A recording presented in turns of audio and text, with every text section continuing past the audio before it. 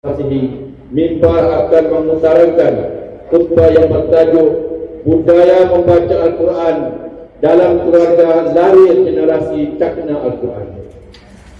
Hadirin tetamu Allah yang mulia, Al-Quran berarti bacaan atau himpunan. Ia dikatakan sebagai bacaan kerana Al-Quran adalah kitab untuk dibaca oleh manusia. Ia dikatakan himpunan kerana Al-Quran mengandungi ayat-ayat yang menjelaskan berbagai perkara yang meliputi soal tauhid, ibadah, jinayah, muamalah dan sebagainya.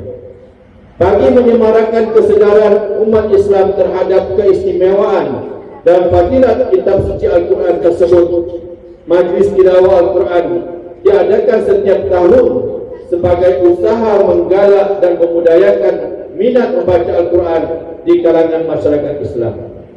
Ia juga bertujuan mencungkil bakat dan keupayaan para qari dan qariyah bertarannum mengikut kaedah dan disiplin qiraat Al-Quran yang betul. Selain itu, majlis tilawah secara tidak langsung mengingatkan diri kita sejauh mana akrabnya hubungan kita dengan Al-Quran yang membimbing manusia berfikir, mencari jawaban dan petunjuk tentang sesuatu. Saudara muslimin rahimakumullah, hakikatnya Al-Quran diturunkan bukan untuk dibaca dan dilakukan dalam majlis-majlis tilawah semata-mata. Ia sepatutnya menjadi bacaan, pemahaman, pakaian, makanan yang dihadam oleh setiap jiwa manusia yang bergerak seorang muslim. Dengan amalan itu membolehkan umat Islam mengkaji dan membongkar berbagai ilmu yang terkandung di dalamnya, sekaligus menjadikan Al-Quran sebagai sumber ilmu dan sumber berfikir. Ini sejajar dengan keistimewaannya sebagai gedung khazanah ilmu tentang sains, kemasyarakatan, kekeluargaan, alam dan persekitaran, psikologi, perubatan dan bermacam-macam lagi cabang disiplin ilmu. Firman Allah Subhanahu wa taala yang berikut, allazina atainahumul kitab yatlunahu haqqa tilawati ulaika yu'minuna bihi wa man yakfur bihi fa ulaika humul khasirun.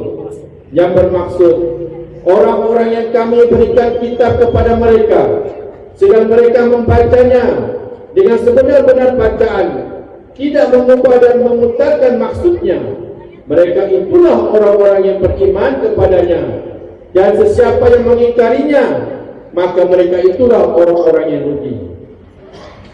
Menurut tafsir Al-Manar, ayat ini menerangkan kitab suci itu hendaklah dibaca dengan mengetahui maknanya serta memahami maksudnya dan faham berdasarkan iman, yang menggesa pembacanya mengambil pelajaran dan petunjuknya, mengerjakan suruhannya dan meninggalkan larangannya. Janganlah hendaknya umat Islam membaca Al-Quran hanya untuk memberi halwa ataupun manisan telinga kepada pendengarnya sahaja, atau untuk mendapat faedah dunia semata-mata. Kerana yang demikian tidak memberi hidayah petunjuk kepada pembacanya, bahkan boleh menimpahkan akibat yang buruk kepadanya sendiri, kerana ia telah termasuk dalam golongan yang menjadikan agama sebagai permainan dan sebagai satu hiburan. Justru bagi mereka yang berterusan membaca Al-Quran dalam hidupnya, sekurang-kurangnya sudah mengikat silaturahim dengan mukjizat Rasulullah SAW, dan lebih bermakna apabila ia dibaca, diterjemahkan dalam kehidupan untuk mencari redha Allah Subhanahu wa taala. Tetapi bagi mereka yang seolah-olah sedang lemas hilang tempat berpegang, maka untuk kembali kepada apa yang telah diwasiatkan oleh Rasulullah SAW supaya berpegang teguh kepada kitab Allah dan sunnahnya, baginda bukan lagi merupakan suatu pilihan.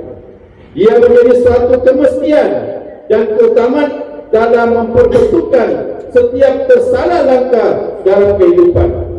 Ibarat kata pepatah, kalau sesat di penghujung jalan, balilah ke pengkal jalan.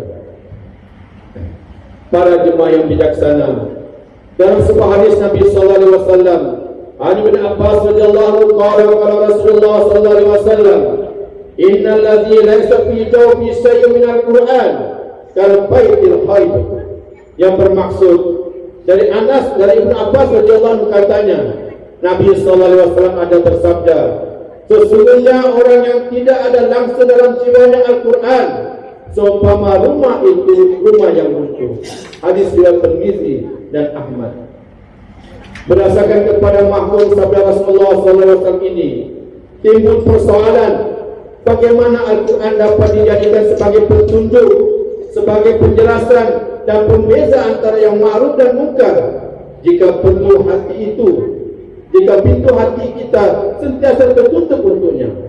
Tanpa tersemat roh Al-Quran di dalam jiwa, generasi kita akan datang, maka pastinya kita tidak berupaya untuk menjapani arus deras kemodenan yang terlalu banyak dihiasi dengan kemungkaran yang mempersonakan.